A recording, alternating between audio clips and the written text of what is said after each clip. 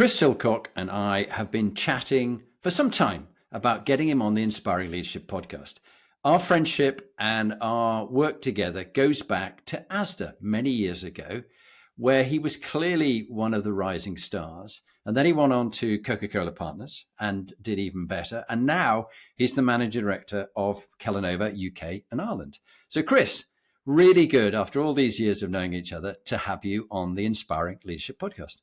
Thanks very much, Jonathan. It's it's been too long. Let's admit that. We'll get that out up front, shall we? Yeah, well, that's good. And the latest book, The CEO's Compass, How to Navigate Your Team Through Turbulent Times, Chris Silcock is in it. And I asked him a bit of advice, which hopefully we'll get as a top tip at the end of the podcast. But Chris, really great. Now let's begin with you're the managing director of Kellanova, UK and Ireland. How do you help your leaders and teams and suppliers, partners and others? What's your focus personally on leaders and teams in Kellanova? Well, I think the first job of a leader is to be really clear with everybody where you want to go. That's the first thing for me. I tend to be relatively simple in my approach.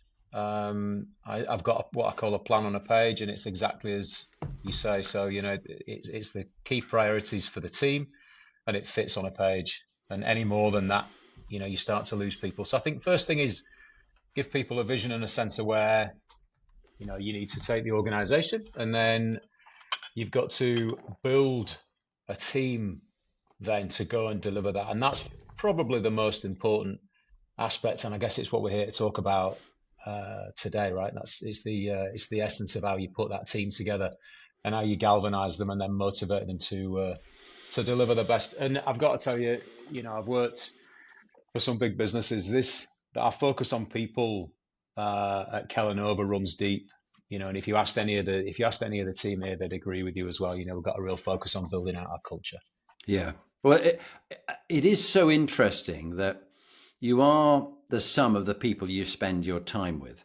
And you and I were talking before about inspiring leaders who've influenced your style, how to be. I mean, I also think back to some dreadful leaders I worked with who are very self-serving and awful. And I thought, well, I'm going to work really hard not to be like that leader. But let's pick two that you spoke about. You spoke about your boss, Dave Lawler, and you spoke about the president of Walmart International, Dave Cheesewright, who you worked below in ASDA. He was in charge of logistics. Let's begin with your boss, Dave Lawler, who's president Kellanova Europe. What are his inspiring leadership qualities that for you have been so inspiring? It's probably why you joined the firm, but also you might have learned a lot from him. Tell me about him. Yeah, I mean, I've worked for Dave for I think about 6 years now. He is brutally clear in terms of his expectations around performance, and that's the first thing to say, right? We're a big business, and that performance drives businesses like ours, and so he's really clear about his expectations, and that what you see with Dave is what you get, and so he's a very straight talking leader, which I like, and I think everybody around me likes and appreciates. So you put that out first, and then what you discover over time and what you realize over time is he takes a deep interest in people and takes the time to get to know you and trusts you to go and deliver. I mean, Dave's based in Dublin. I'm based in Manchester here. So there has to be an element of trust. I'm here running the organisation in the UK, and that's what you get. You're empowered to do the job, and that then seeds through the rest of the business. That inspires me to do likewise with my team. And it's not, you have to deliver. And again, I'll come back to that point. We're a performance-based business, but the way in which it's done, you've got the support, you've got his ear, you've got the coaching if you need it, and you've got the empowerment to go and deliver. Well, you touched on two things that really excited me, and are very relevant to some recent work I've been doing with different coaching clients and their organizations. The first one is clarity. you and I have spoken about this before, but I think one of the things one of the leaders said to me in the middle of the 2008 crisis, he said, you can't give them certainty, but you can give them clarity. This is what we're about. I love the strategy on a page, plan on a page, doing some work with a very famous global university. And I said, what's your strategy on a page for this group of leaders, 25 of you? I went, well, we don't really have one. And I go, guys, this is why you're drifting, because you don't know what it is you're about. So clarity, really love that one. The second one is performance. And that focus on relentless and unashamed focus on performance. If you can't perform, the business is going to go under. Now, I was with someone the other day, very senior, and he said, there's only 3 of us who have hit our performance targets this year, our sales numbers. There's about 7 or 8 of them that for the last 2 years, they hadn't. I said, so what were the consequences? There are no consequences. I said, so like, are you surprised you're underperforming? Because everything, there must be consequences. People must need to know this is not a game. You've got to deliver what you say you're going to do. And if you don't, if you're not embarrassed, I'm embarrassed for you. What are you going to do about it? What do you think, Chris? Yeah, I think it's, I mean, look, I was lucky enough to be part of the global steering committee on developing a new culture and rolling that out to the global organization a couple of years ago. And we came up with integrity, accountability, and courage as being 3 all-encompassing but quite simple concepts. Integrity being do what you say you're going to do, whether that's in your personal interactions with others, whether that's in your commitment to get back to somebody by the end of the week, or whether that's in delivering your numbers. I mean, that's integrity. Accountability is don't point the finger at somebody else and say it's not my fault. Take ownership and lead. And then courage is have the courage of your convictions. Courage means different things to different people, but really, don't be afraid to say no to somebody. If you can't guarantee or commit to being able to deliver, then have the conversation and do that, or try different things, so that's what that's how we try to develop and shape the culture here. Love it. And actually, let's pick up those 3 words: integrity, accountability, and courage. There was a collection of leaders. I went to an event actually at St. James's Palace. It's all very exciting, with one of the royals who was hosting it. And they looked at some of the data of all the different leaders they'd had on their leadership programs.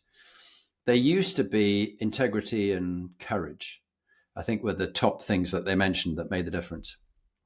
Now they've added empathy. However, I would add, I think accountability is a really important one, because you've got to be accountable for what you say you're going to do and hold yourself personally to account. Forget even before you start holding others to account, because what you can have with empathy is what they call ruinous empathy, as opposed to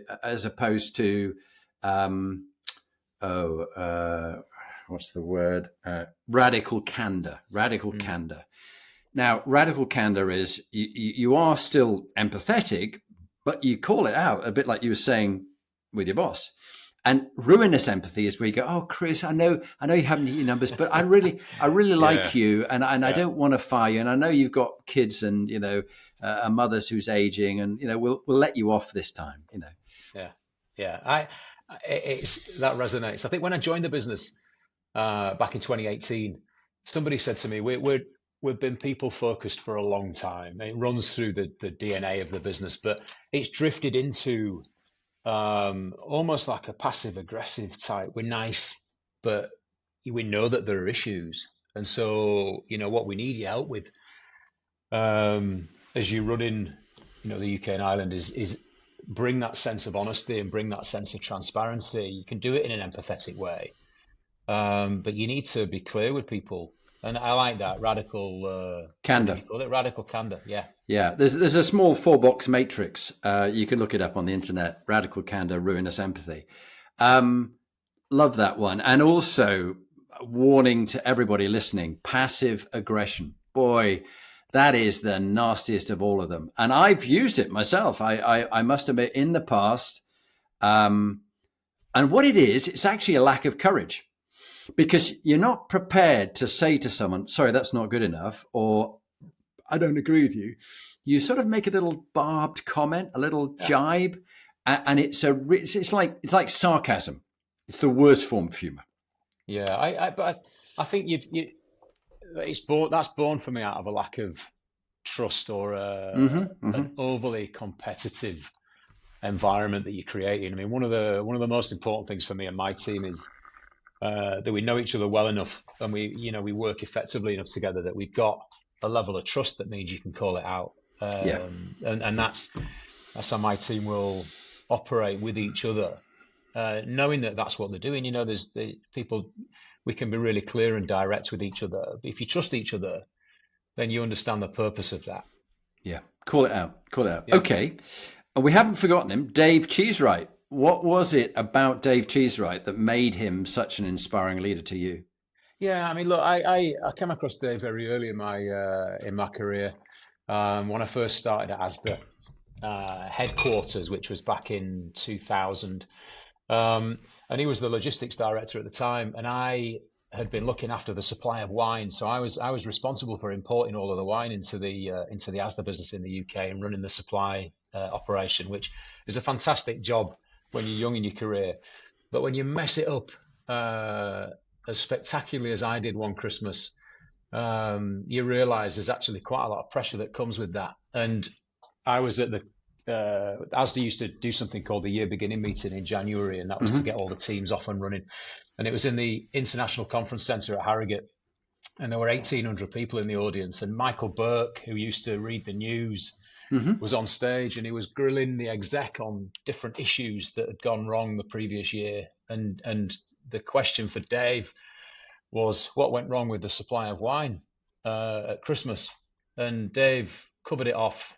I was sat wanting the ground to swallow me up at the time, but he was very, just, here's what happened, here's what we're doing about it, here's how we're going to take it forward.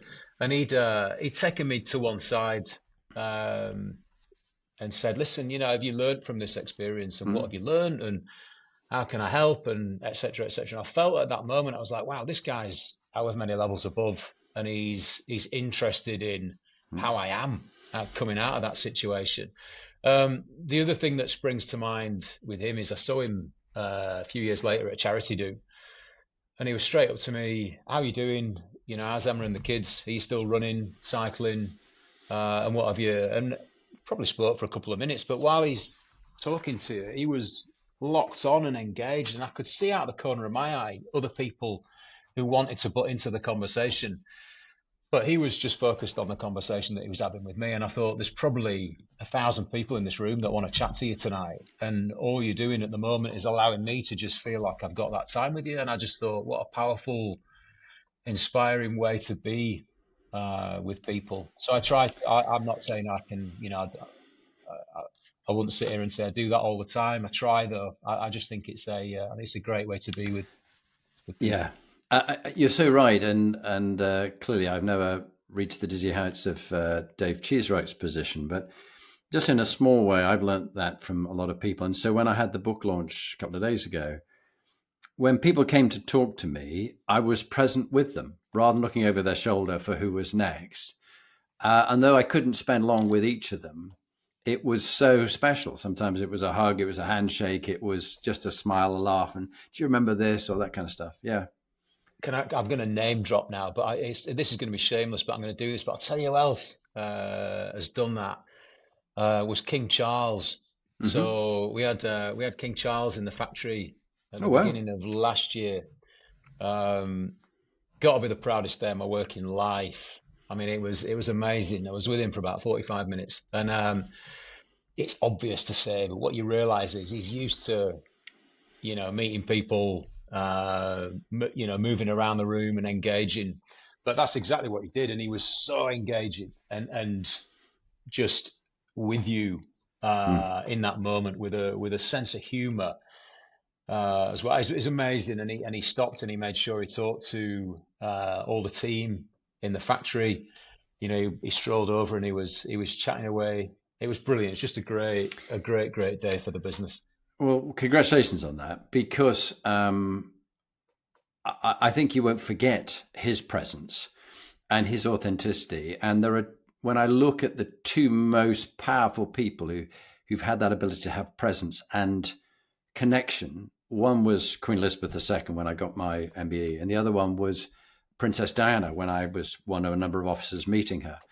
And they have this ability to make you feel like you're the only person in the Yeah, room that matters. For that period of time, they are completely with you. And I think it's a great skill to develop. You can't fake it. People will know if you're not. And I had the Garrison Sergeant Major of London District, Billy Mott, and he's a great guy. He knew all the Royals. And he said, do you know what? They've all developed this skill. And we shouldn't underestimate the impact the Royals can make, with the exception of one who's no longer a Royal, who he said was never really cared about people. Whereas the rest of them, it's in their DNA and the way they're brought up. And so I think we can all learn from them. Not that you need to be a royalist or not, you might not agree with it, but I think it's just the way that they show up to connect with people. yeah, Okay. completely. Talking about the next thought that comes to mind, Chris, experiences that have shaped you into the leader you are today, upbringing, that kind of stuff. Just give us a 5-minute thumb sketch of who's influenced you over the years from childhood. Yeah, okay. I mean, look, first thing I say is I had a great upbringing. I'm really lucky in that regard. My parents stayed together, which I know is you can't same can't be said for Rare. a lot Yeah. of people, and I'm one of three.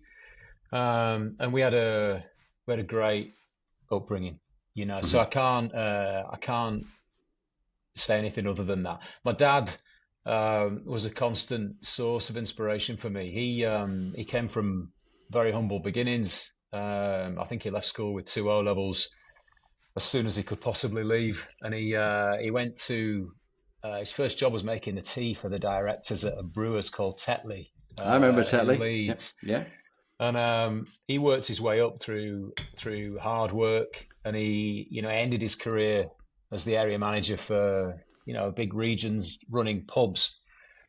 And I always used to think that ethos of hard work and application and having the right attitude. But one thing I saw from my dad was he was always fair. He was really clear with people and very clear in his expectations, but he was always really fair in his dealings with them as well. And so yeah, he was a big influence, and he really majored on the value, understanding the value of money and earning your own way and earning your own keep in life. And when I went to university, I was lucky enough to go to university, but one of the things that my dad said was it's conditional on if I work, and I worked in an ASDA supermarket from the age of 16 through university. I used to go back in the holidays and work there. He said if you pay for yourself for the first year of university, for your accommodation, you live in everything, I'll pay for years 2 and 3. And so that's what I did. I took a year out and I worked and saved for a year. And then true to his word, he paid for, years 2 and 3. So I think that's been instilled in me from a very, from childhood, if you like. Second big influence on me has been my wife, Emma. She is what I would call the most grounded, optimistic, caring, thoughtful person. I'm not saying that as she's the counter to what I was, but I've taken so much from her in terms of I think something bad's going to happen. Well, it might not. Have you thought about the possibility that it might not? And we'll deal with that situation when we get there, if and when it arises. Okay. And she's now instilling that in our kids, that sense of optimism. But it wasn't always like that, to be honest with you. I had a bit of I could probably still can catastrophize situations at times, but I think if you ask people now, they'd say that I'm naturally optimistic. I've not always been like that. I think a lot of that comes from Emma. So yeah, two big influences Mm. on a personal level. Yeah. Uh, I think I'm like you. I'm very fortunate with being married to Lee, and she is the other half of my amulet, as they say, and my soulmate, and has qualities that I don't have. And I think she occasionally catches me. I think you're probably somewhere on the autistic spectrum. At times you can have empathy, but other times you're obsessive about certain things, and you won't give up until you've done it. And so, but we laugh about it. So she can see in me, as well as the dyslexia and the dyscalculia, and I can see in her the ADHD and how she powers on and does, work till 3 a.m. on the charity for free. Let's, as well as life, I think I found that leaders are very good at learning from success. Wasn't it Mandela who said, I either succeed or I learn something? And when you look at, you said to me personally that you've been very lucky. You haven't had many terribly bad experiences, but if you were to pick, and I think we talked about Grandad and your granddad dying, and when that happened in the last conversation, do you want to just share a bit about that and what you learnt from it? Yeah, we were chatting just before this, weren't we?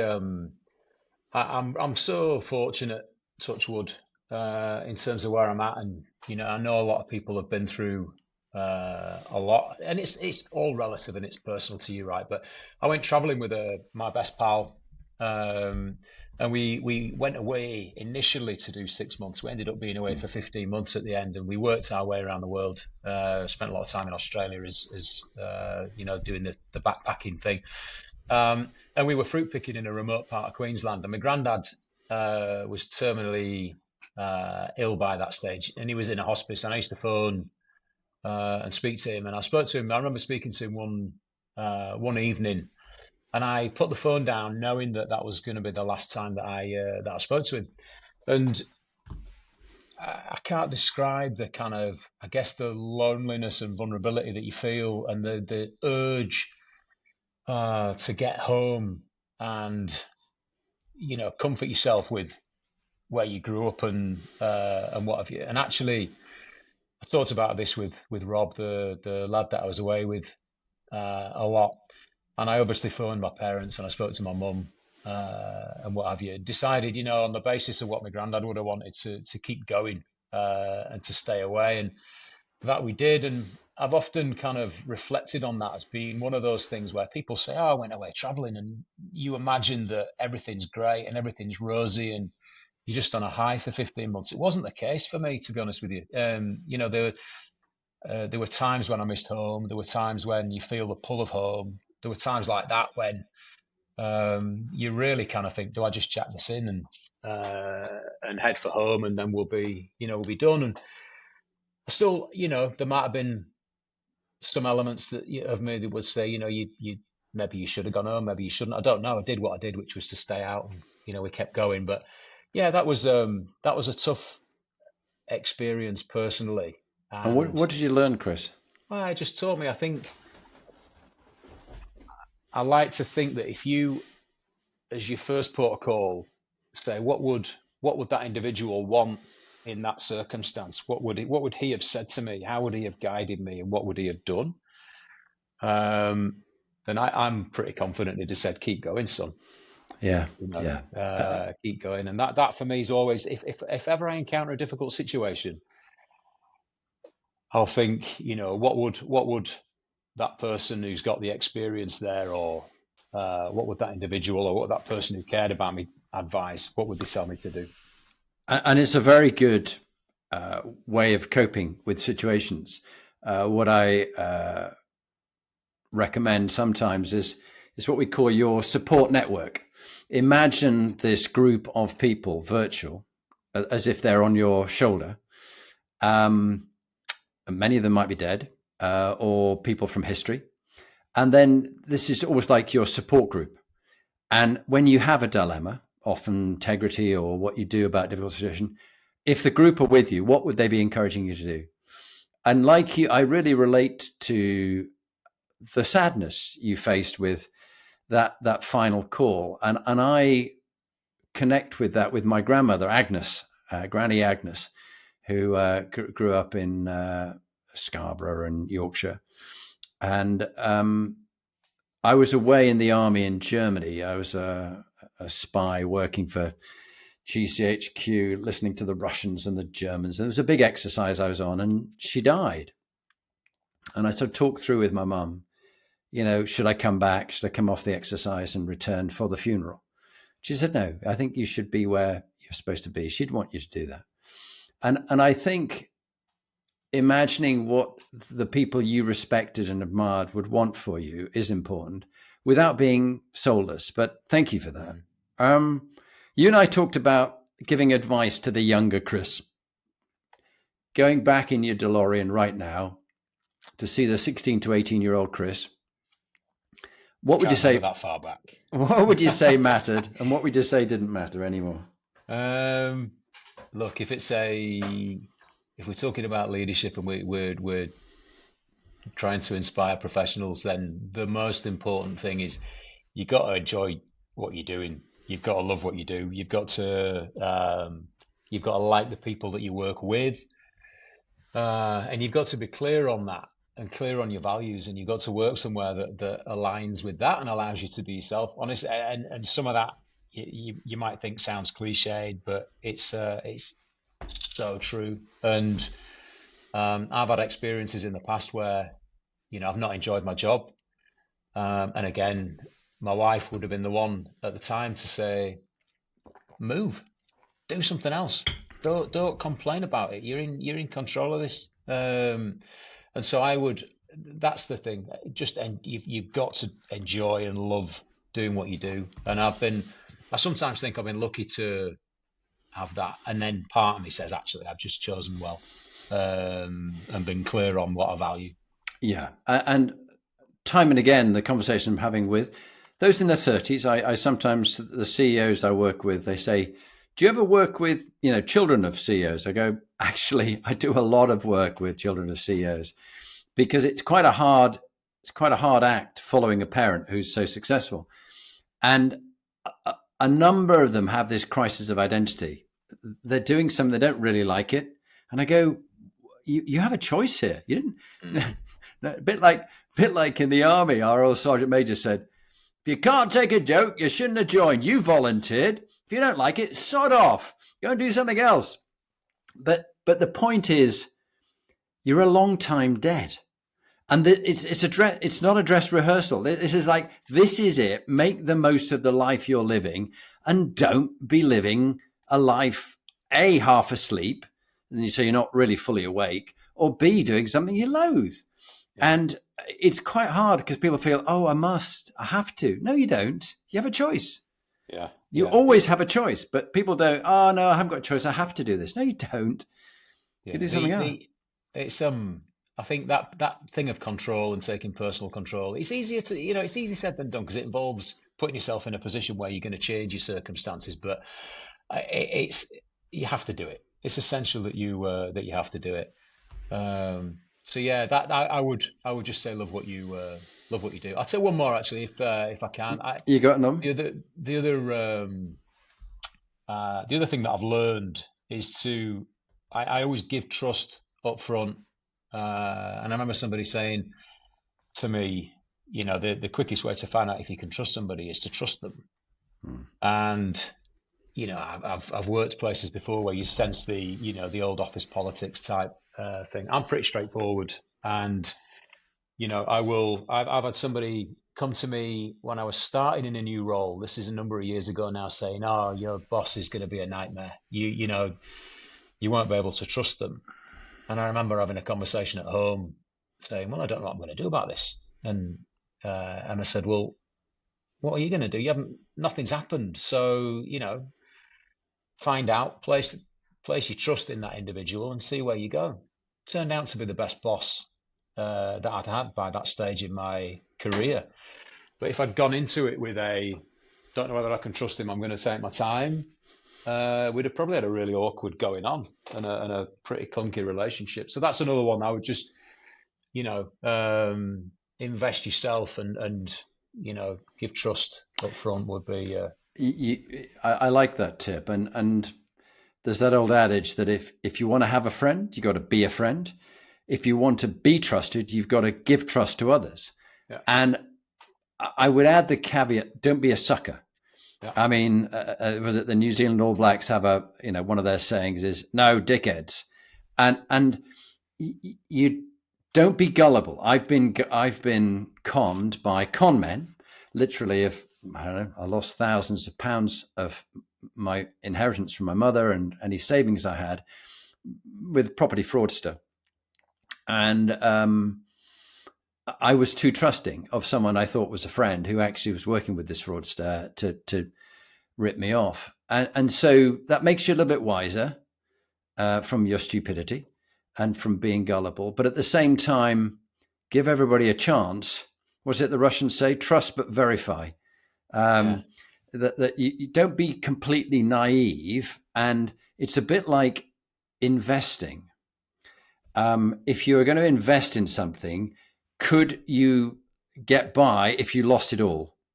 Well, no, I couldn't. Well, then don't be an idiot and invest so much. It's a good caveat. I think the fortune I've had from my experience. I started out life as when I was at ASDA as a buyer, and what happens as a buyer is you're on the receiving end of salespeople all the time. I'm now ironically on the selling side of things, but you learn. Buyers should have quite a skeptical outlook on life. So yeah, probably it's a good caveat for you to flag there, because I'm probably naturally quite switched on and attuned in that regard. Well, I'm smiling away for those not listening rather than watching YouTube, because when I've dealt with a number of all the famous branded supermarkets that you've ever heard of, they always say the hardcore sort of mergers and acquisitions equivalent special forces kind of guys are the buyers, and you don't want to go in a room with them because they will just eat you alive. And you come out with most of your clothes ripped and torn off you, and you think, "What? I've been mugged," So it's quite a skill, but also it can be quite brutal. Let's go round the Inspiring Leadership Compass, and Chris, you're in the book, The CEO's Compass: How to Navigate your time through your teams through turbulent times. Let's give some tips out here from your experience and what you've learned. Firstly, we'll begin at the top with True North, MQ, moral quotient. What's your tip to people when they've let their values slip? How, in your experience, would you recommend people get back onto your true values that you were brought up with? Trying to think of a time. I mean, look, family's probably the one for me where I've learned over the years, in an attempt to not upset the apple cart and to keep relations on track, you can often shy away from difficult conversations. And that, for me, integrity is really important to me, doing what you say you're going to do. And that part of that involves being clear with people when you're happy as well as when you're not happy. And so I've tried to do that, but I've been guilty over the years of not facing into difficult conversations with family. What can you do about it? Just learn from it. You reflect on it. When you've compromised yourself because of how you feel. You don't feel great. And so you can either sit and dwell on that, or you can think, well, I'm not going to do that again. So yeah, are they always difficult as that, by the way? Because that was a pretty tough option. And in integrity ones are always the most difficult one. A lot of people go, yeah, I got high integrity, but what did you do when you let your own values slip, and how do you get back on track? And I think I've let my values slip over the years, less now so today. But in the past, I'm ashamed of sometimes that just so drifting off the values I was brought up with. And I espoused, you can talk a good story. All leaders can talk a good story about integrity. And then you go, but you did this. Let's move on to another one, the second run round, which may be somewhat easier. Purpose quotient. Finding something that gives your life meaning and purpose. You were talking about that you enjoy. When you have someone who works for you, Chris, or is asking your advice, how do you help them identify their meaning and purpose? I think you've touched on it, but I just wonder anything else that comes to mind. It's a big question. For me, it's about getting to know people properly, and understanding them and letting them know that's you're interested in them. I mentioned it with Dave back at the start, and I think that if you do that, you can start to help people to try and understand their purpose. And not everybody's clear. I think my purpose is making sure that my family are provided for, that my kids are set up to succeed in life. And beyond that, there are grander things that you can talk about. But I think immediately, first and foremost, you'd say, well, kind of that is what I'm here to do. Yeah. When you're at work, everybody talks about work, and I think getting people to open up outside of that takes trust, but is a bit of an art in itself. But I think when you do that, you open up the really meaningful conversations. And you and I have talked on these kind of topics in the past. And the thing that struck me and was a big step change for me when we'd first talked was the whole prospect and principle of listening to people, but properly, so that they can think for themselves and they can talk freely, and you're almost empowering them as you're invested in listening to them properly without trying to interrupt them or signal that you want to have your say. And by doing that, honestly, I think you can start to get people to understand their own role, not just within the organization sometimes, but even outside of that. Yeah. I think it's so important to help people find what is their calling, the dharma, their vocation, their drive. One of the great joys in this later part of my life is being so clear about that I want to positively impact the most people, and people who I will never meet, Chris, through you, helping you be an inspiring leader, and you're going to touch the lives of people I'm never going to meet. But before I die, that's what I want to do, the most people I can positively impact. Let me just on that, Jonathan. Sorry to interrupt. We run breakfast clubs. We run breakfast clubs in the UK for 27 years now, and we award grants to schools in the most deprived parts of the UK. And they can choose to spend the money on whatever they want. They can spend it on books, on games, on staff, on food. And what that does is that gets the kids in early, fed, ready for the day.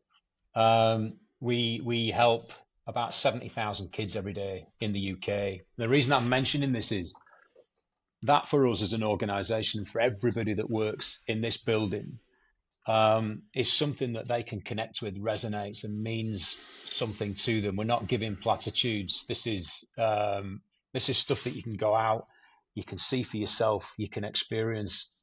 We live in fortunate lives most of the time, doing the jobs that we do, in a bubble almost sometimes. And it's good that, we make that connection with communities in the UK.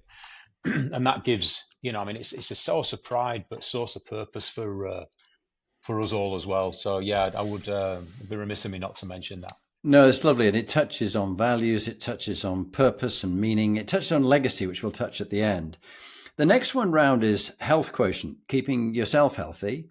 Tell us a bit about your cycling and your running. You've always been a fit man, and what you do about eating healthily, because one of the big things you've done, having worked in one of the big fizzy pop companies and now you're in breakfast cereals and things like that, is you've had a big drive to eat more healthy. And what is it? I think it's 95% of Americans are metabolically unhealthy, and there's not many less Brits. So let's talk a bit about that in a minute. But firstly, you and your fitness, and then let's talk about food. Yeah, I mean, I don't always eat well, to be fair. I do. I've got a bit of a sweet tooth, to be honest with you. But I'm conscious of what I eat, and I'm conscious of what I drink. And yeah, fitness has always been important to me. I'm probably doing more now than I've ever done, to be honest with you. And I enjoy that. The gym's not just about trying to lift the heaviest weight that I can. I learn from a trainer that I've got that she's an amazing, very high-ranking CrossFit athlete, and I learn a lot from her, and I enjoy that. So yeah, look, I try to sleep well. I try to eat well. Can't always say that I'm an expert at that, but I'm conscious of it. And then I'm I'm pretty active, so Mm. I'm not gonna sit here and boast about times, records, competitiveness, because I'll be embarrassing myself when somebody contacts you and said, "Nah, he's not that fast." But yeah, it's I think you've got to. That for me allows me to perform and it allows me to thrive. And when I've not been conscious about what I'm eating or drinking, and when I've not been getting enough sleep, I know that I'm not my best, and I feel a different way. And Yeah. people, if you ask my teammate, they'd also say, that affects my interactions with them as well. So yeah, I think if you're conscious of It, it, I do like what you shared there, and that famous saying, "You can't pour from an empty jug." You know, you got to sort your own stuff out as a leader, your fitness, your health, your sleep, which does have a massive impact on your performance. And also, I wondered if you've come across Zoe, which is all about the gut microbiome hmm and what you eat. And I'm now big, having followed their rules for a while. I have some of their 30 plus a day, and then I in my porridge along with my blueberries and my dark chocolate. But I also have a lot of fermented food. So I'm drinking here kombucha. I've got kefir. It gets mixed with my Greek yogurt, which I'll have before I train in the gym after this, and sauerkraut, things like that. So they're now saying, and even sourdough bread, that fermented foods is incredibly good for your immune system as well. I don't know whether you follow that at all, Chris. yeah, I mean, not as rigorously as you would describe. There again, I've just got to be. I'll be completely honest. But I think if you're conscious of it and you're aware of, emerging trends or emerging science, then I think that's all stepping in the right direction. Absolutely. I Yeah. mean, look, you, big business often attracts its critics or its cynics. I would say, in the roles that I've had and where I've worked, the focus on renovating, improving the product portfolio, whether that's drinks, whether that's cereal, or whether that's snacks, removing salt and sugar, increasing levels of protein, fiber in cereals, while still offering products that people A can afford and B want to buy because they taste great. Is the that's the nub of what we try to do as an organization. And I'm really, again, you have to work somewhere that your values align with what the company is trying to do. Then for me, to be able to do that and to be able to make step changes in that way is super important. Yeah, that's great. And then the next one round, and here's the book itself, those watching, EQ, emotional intelligence. We talked this about before. How would you encourage others to listen well to other people? What's your tip to them? That's really difficult because you came and did I think it were about three training sessions with us, and you could see the penny dropping with people at the time. So it's hard. I have in my team meetings, I try always, and I've got to say try because it's hard sometimes with the workload that we have. But to have a what's on your mind session at the start of my team meeting every week, and that's free time and free thinking for individuals around the table, no interruptions, laptops down, phones down, full focus and attention.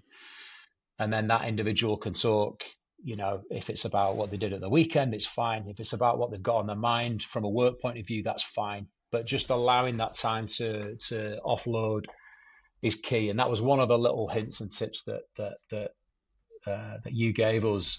And then I try to use myself. So I try not to interrupt people and to invest. And then I try to encourage others to do it. But what I've found, this is the downside of what you brought, is when I am interrupted or when I see other people interrupt others, I get really irritated. I get really irritated by it because I think you're stifling good conversation and you're stifling thinking. And so, yeah, I always have to find a way of providing feedback in the right way.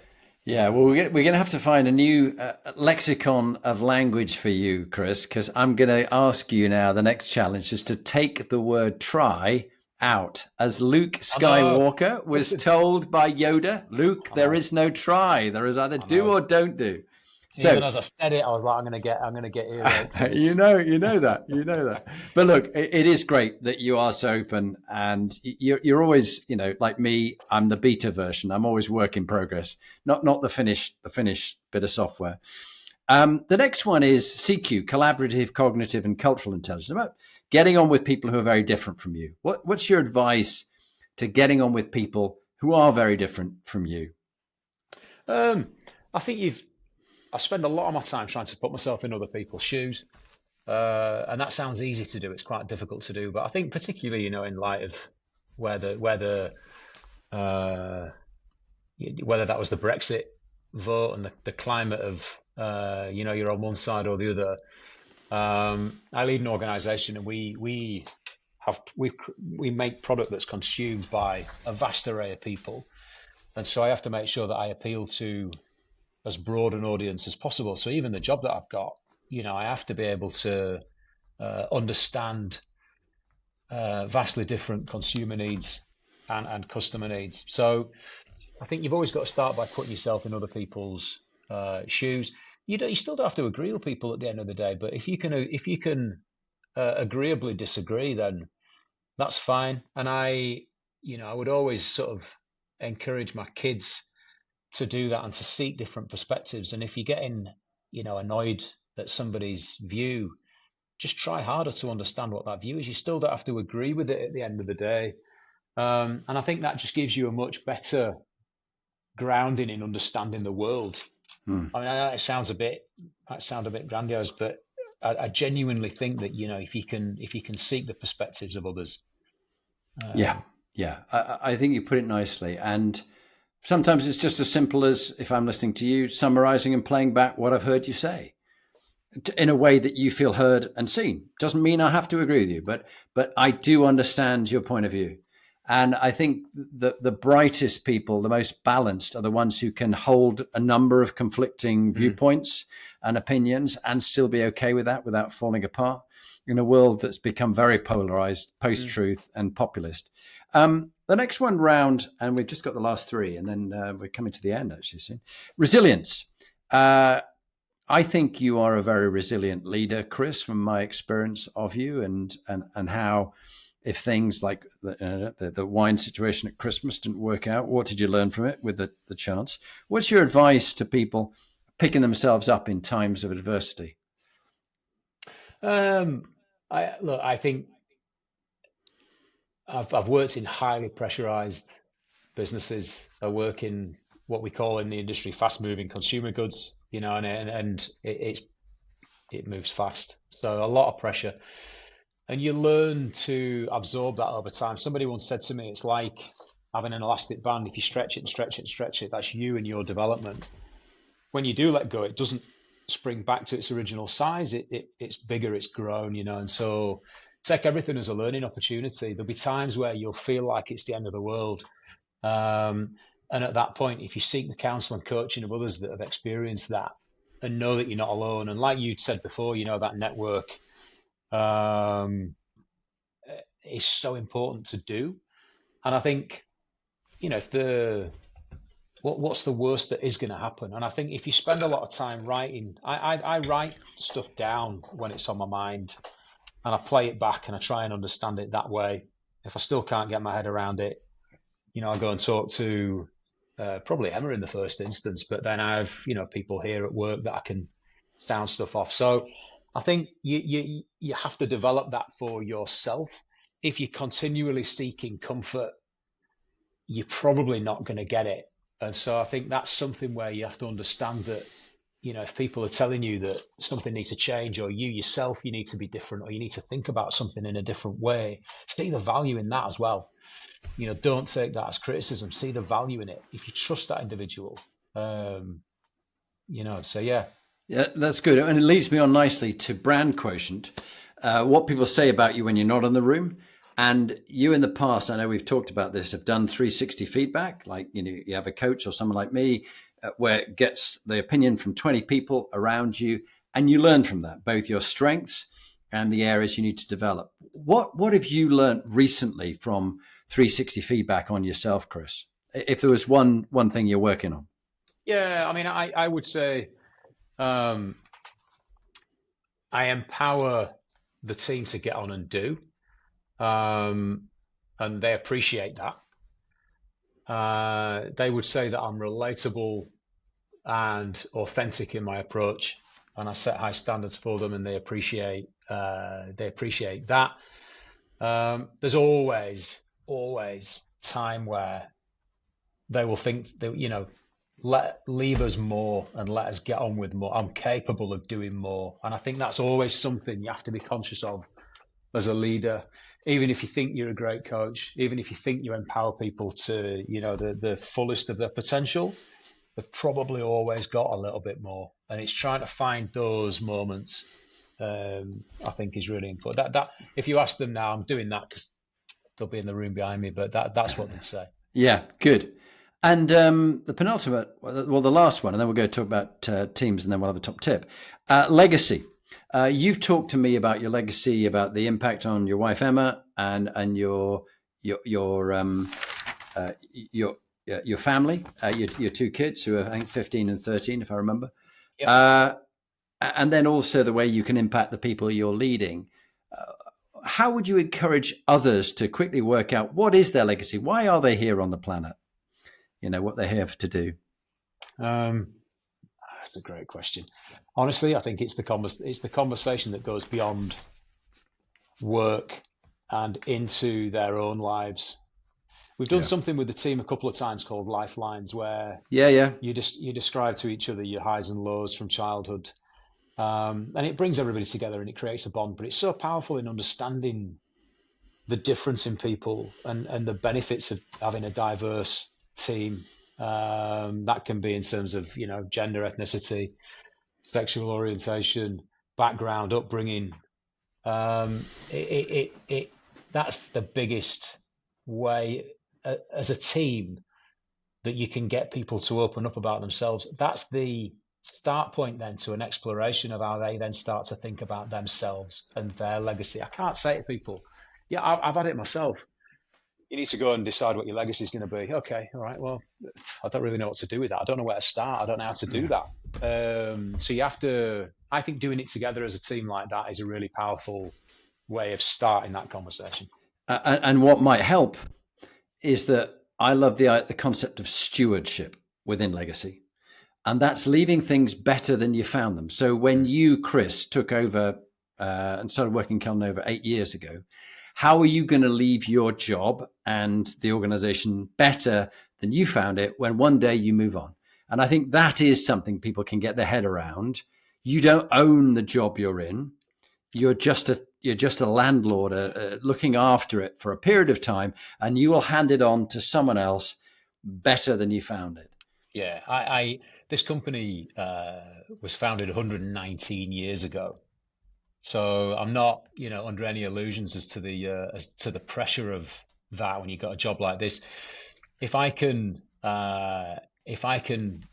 create and build a legacy and be respected, trusted by my customers that I sell to, by the consumers that buy our products and the communities in which we operate, then I've left a positive legacy. And I think being clear on that is the key.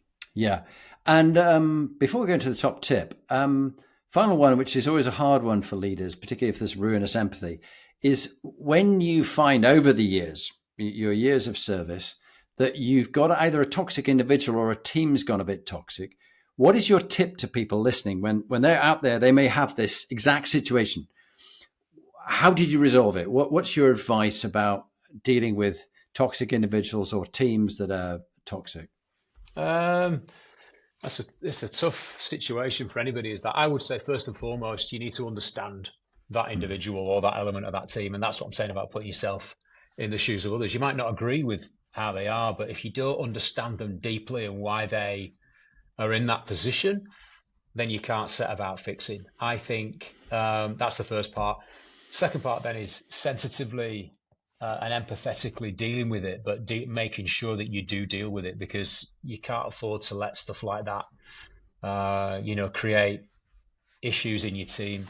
And then often, I've had this unfortunately a couple of times. When you do then resolve it, the team that remain and are there once that toxicity is. I mean, first thing is if you can fix it within the team, great. If you can't, you need to make a tough decision on that individual or those individuals. The rest of the team that remain and are bought into the vision, they can see what you've done and they see that as a benefit as well. And so I think that, dealing it, just deal it. Yeah, and that was at the book launch. We had a fabulous panel of Mark Urban, General Lord Dannett, Neil Basu, and Brian Hayworth. And they all asked that question. And they all said, looking back on reflection, I didn't act quick enough. I should have dealt with it early, because it doesn't get better with time. Yeah. If you don't address it, it doesn't get better with time. So now we're at that lovely stage. Would you please say who you are, what you're currently doing, some of the jobs in the past, very briefly, and then what your top leadership tip is? Sure. I'm Chris Silcock. I work at Kellanova. I am the managing director for the UK and Ireland. I also run what we call our high growth markets business as well. Fabulous job. I mean, the best job in the world. Prior to this, I worked for Coca-Cola, and then prior to that, I worked at ASDA, both in headquarters. But I used to work in stores when I was from the age of 16, and I loved that time as well. So yeah, I would. What would my top tip be? When you get to doing a job like this one, you have to surround yourself with people that are better at doing what they do than you are, and you have to get them working together effectively. You have to coach them, you have to listen to them, and you have to empower them. And if you can do all of those things, then the performance of the business flourishes. I learn from all of my team all of the time, and so I'm growing myself. So yeah, that would be my top tip, Jonathan. Surround yourself with the best people. Well, Chris Silcock, thank you very much for being on the Inspiring Leadership Podcast. You are also in the newly out book, The CEO's Compass, How to Navigate Your Team Through Turbulent Times, and you got some wisdom that you've shared there. So Chris, thank you for being on the podcast and being in the book. Thanks very much for having me, Jonathan. Bye for now. See you soon. Bye. Bye-bye.